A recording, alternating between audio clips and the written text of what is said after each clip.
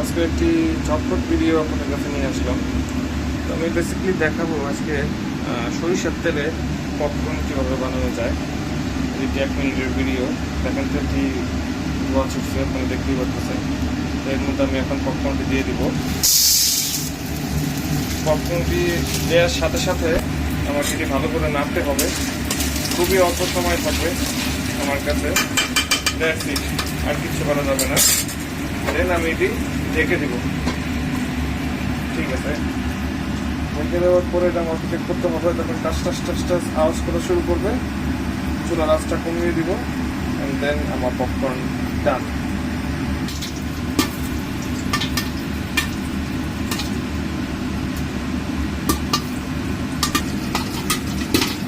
সরিষার তেলে পপকর্নটি করার কারণ হচ্ছে এটি হেলদি থাকে। তো দেখতেই পারতেছেন পটপট পটপট আওয়াজটি বন্ধ হয়ে গিয়েছে। এই হলো আমাদের পপকর্ন।